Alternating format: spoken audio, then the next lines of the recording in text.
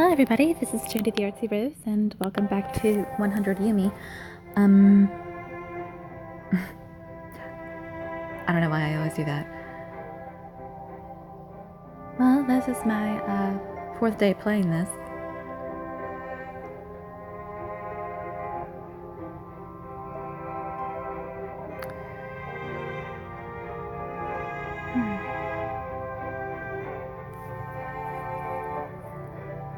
Last night I had a chance to try out Ronald Knox, the other Shinigami, he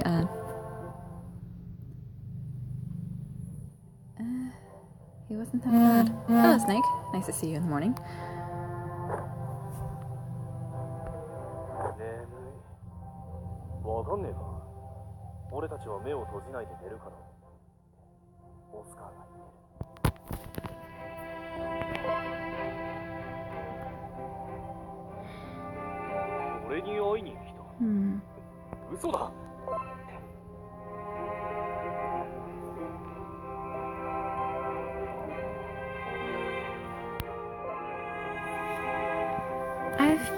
At this point, I would say that I've pretty much gotten the hang of this game.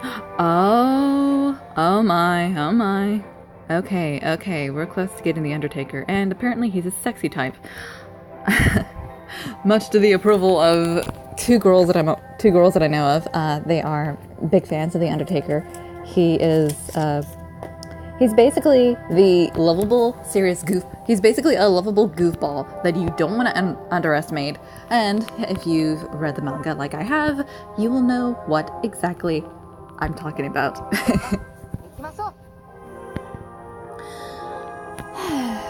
So, Undertaker.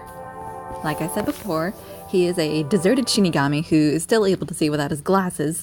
I don't know how, because he shouldn't be able to see as well as he does.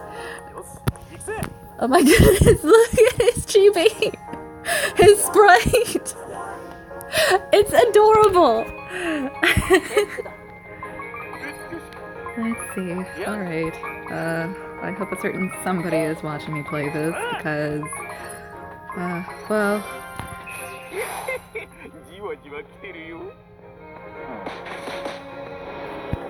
The character might look creepy, but trust me, he's actually very hilarious. Well, this is... I might be dead before this is over. Not that I want to be. Okay, no! I'm not finished yet!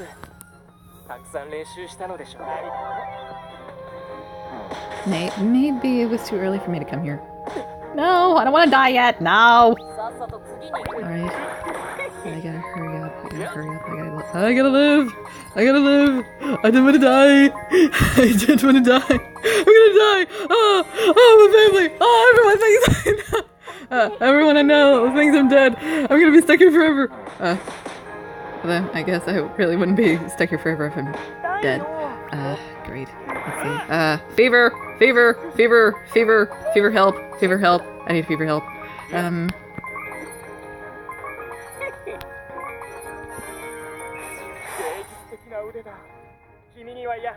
I am gonna be dead before this is over. And I died. Okay, I underestimated myself. I'm sorry, everybody. I didn't mean to... I thought now would be a perfect opportunity to try out the Undertaker. Unfortunately... I misjudged myself. Well, that's just fabulous. Well, just because... Aha! I still have an opportunity. Let's try an easier stage.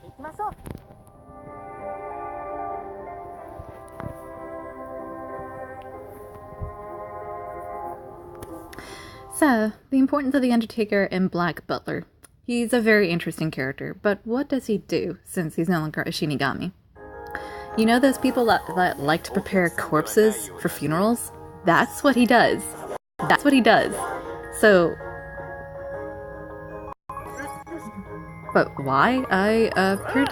Well, having been a Shinigami for as long as he has, apparently he has found an...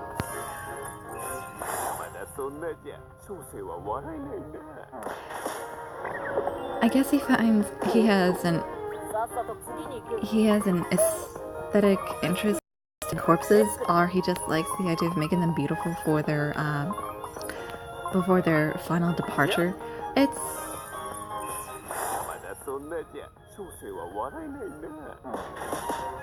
he's kind of an interesting person in that way, but he's an interesting person in a lot of ways. Like before, in another video, Shinigamis originally used to be human, but now they are reaping the souls of people who are destined to die, because since they try to play God with their life, now as punishment, they have to reap the souls of people who are dying before they can be atoned, before they can obtain atonement for their crime, which is kind of harsh, but it's an interesting punishment. Which then makes you realize, while the Undertaker comes across as a happy, goofy character, you realize there had been a point this man had killed himself for some reason. We don't know exactly what that reason is, but it had to have been something serious. Which kind of makes you wonder, what was it for? Why did he do it? Although, now, naturally, it's something like that would be a sensitive subject, but I'm sure he would tell you. Although, you might have to make him laugh before you do that. Anyway, the Undertaker's role is interesting. One of the things that the Undertaker will do for CL is give him information regarding for the cases that he undertakes for Queen Victoria. However, CL has to make him laugh, or he has to have Sebastian make him laugh, before the Undertaker will exchange this information, because he will not take the Queen's gold, as he has put it.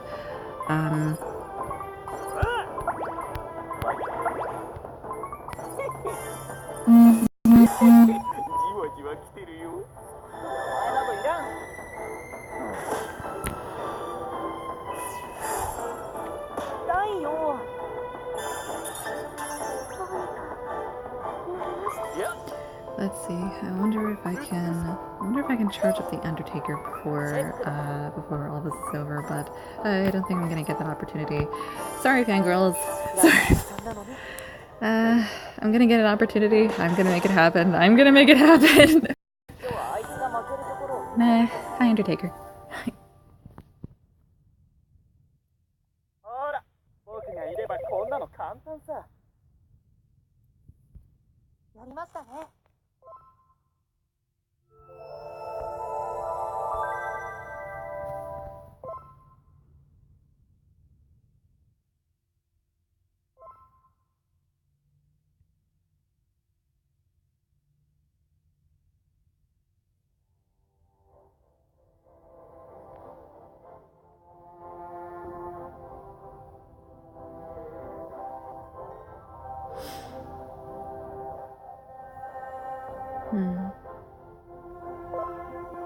Nope.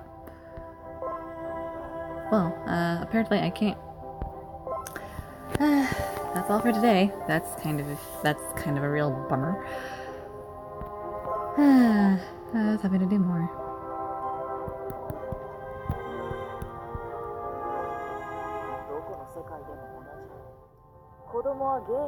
I feel.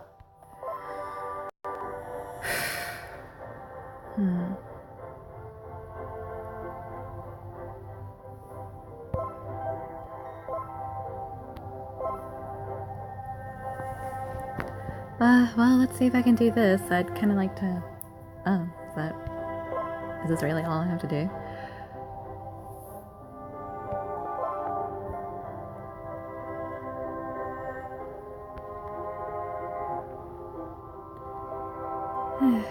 I tried Lunar Seal last night.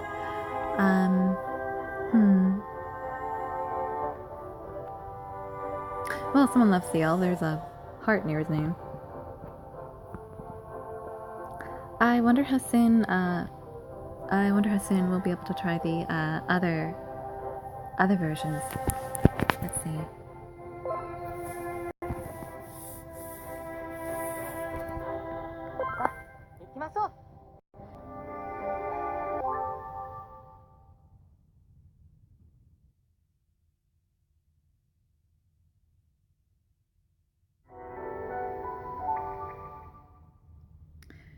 Chapter 2, Episode 1 of what? We don't know.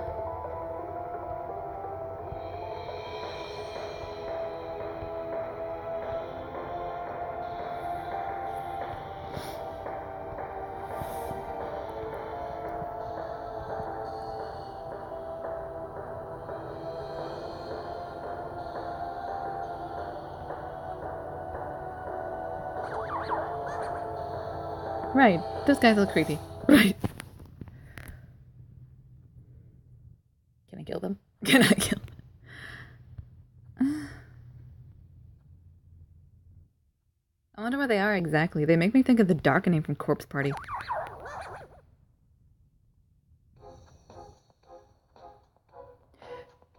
For those of you that don't know what it is, it's Corpse Party is literally a story that centers around a classroom of teenagers from a class 2-9. And it starts right after a cultural festival that took place at their school. One of their friends is leaving, Mayu, and Yume wants to perform a little charm with her for her departure. No, what Yume didn't know about the charm that she found online was that it could invoke a curse if one failed to perform it absolutely correctly. And this curse was to send the failures, those that failed to perform the charm correctly, to an alternate dimension where the dead and the living could interact with one another, but could not pass on to the afterlife. I mean, here's what I'm trying to say. If you were alive and you died in this dimension, you cannot pass on to the afterlife. You would just suffer the pain of your death over and over and over again. There was no way for you to receive any form of peace. And in this dimension, there's this black mist called the Darkening. And if a person were to be overcome with despair or any sort of negative emotion, very strongly of course, then this black mist would possess them and they would fall victim to the Darkening's whims. It kind of acted as a demon that feeds on a person's sin and makes them do things that they don't want to do. I have a ring.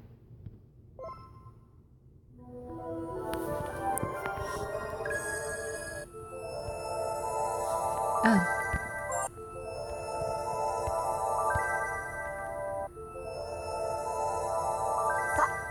I already have it.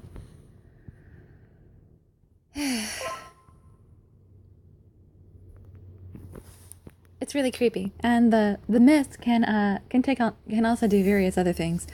It can very pretty.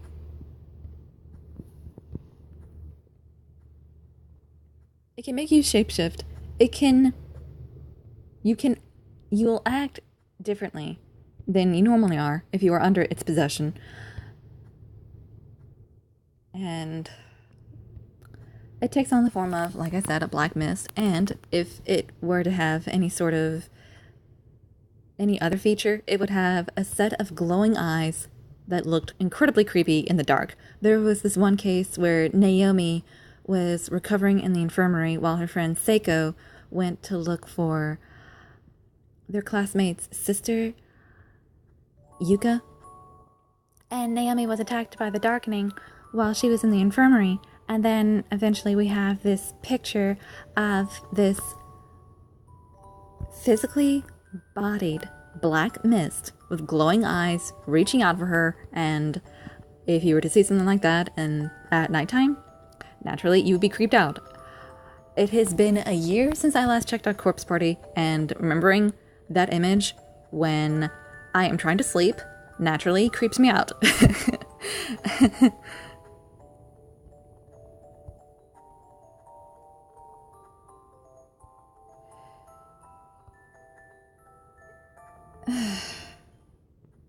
If you were to check out Corpse Party, I would recommend, I would actually recommend checking out the video game. You can check out Rory Kenshin's Let's Play. He's, oh, hello. It's you again.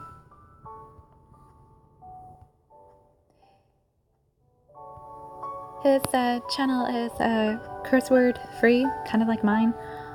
At least I try to make it that way. But I do have to warn you, the game is a horror game. So there will be blood, gore, and bizarre deaths, which will naturally creep you out. Poor Mayu. Let me put it this way. She had a death reminiscent to one of Confucius's pupils, and naturally he never thought a certain way he never looked at a certain food the same way again because it made him think of that pupil. And I'm not going to tell you what it is because that's kind of a spoiler, but well, oh goodness, what am I doing with my life?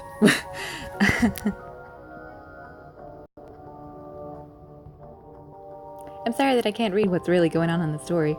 I hope you don't mind.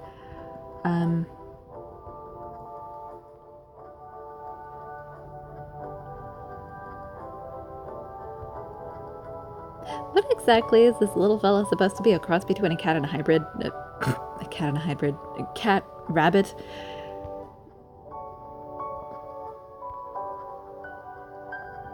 Or is he a fox? Is he a fox? A wolf?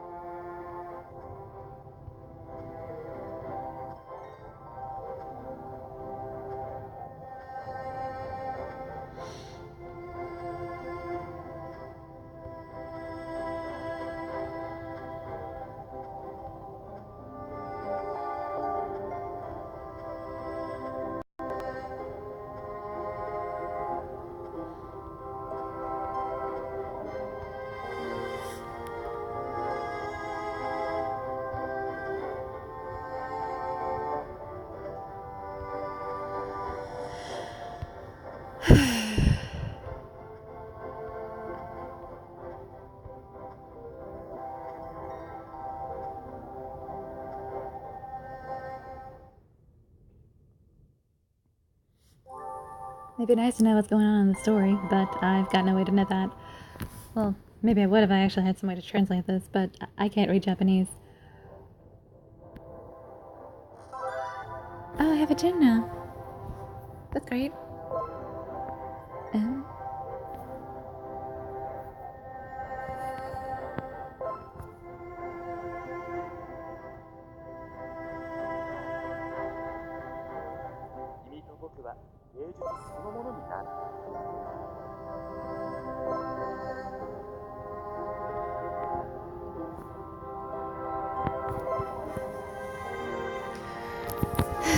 I just need one more, and I should be able to...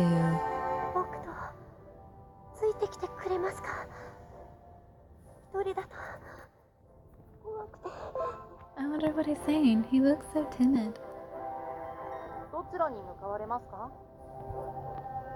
What's this? This glowing orb thing.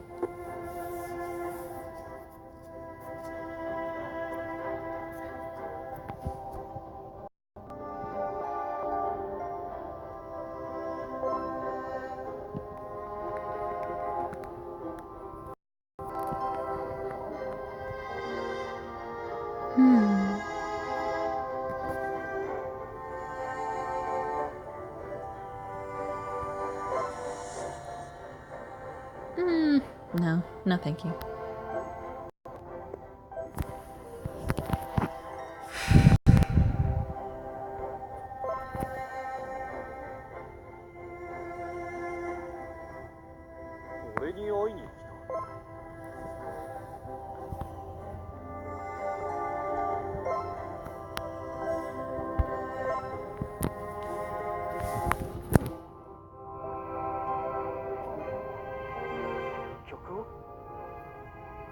しいですが、あなたがそうおっしゃるのなら。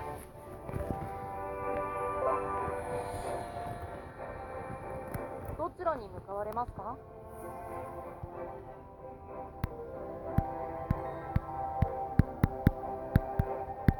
Okay, apparently I can't. Oh, well, now I can.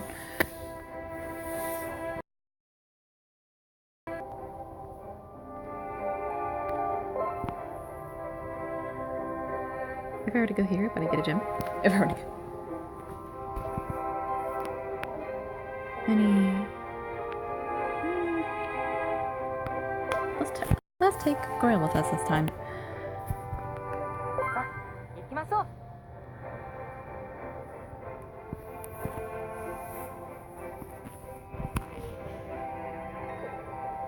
Hey, Ronald.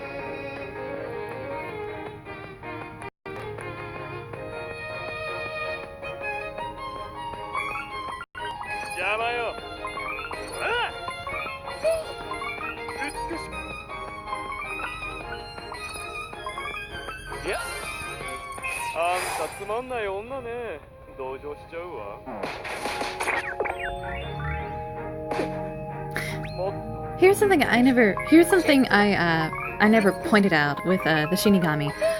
An interesting theme that they all have in common is that they reap souls with what is apparently supposed to be gardening tools. There's another Shinigami that are outside equipment, outside item that would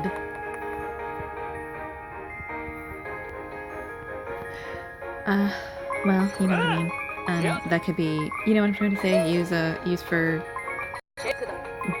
decorating, tending to the outdoors. There's one Shinigami who unfortunately isn't a part of this Book of Atlantic cast, although he does show up later in the story, only for a little while. His name is William T. Spears. Yes, his last name is Spears, like Britney Spears. And he reaps souls with a... Wait for it.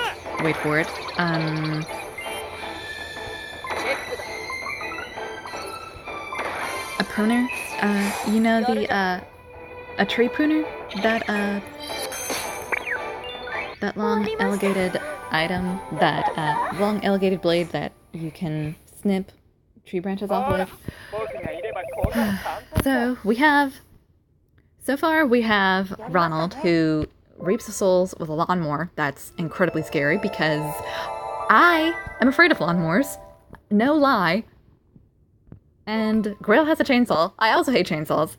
I do not like lawnmowers and chainsaws because of the bloody damage they could do to people in real life. So if I had to be killed by somebody with a lawnmower chainsaw, I'd rather be in a coma.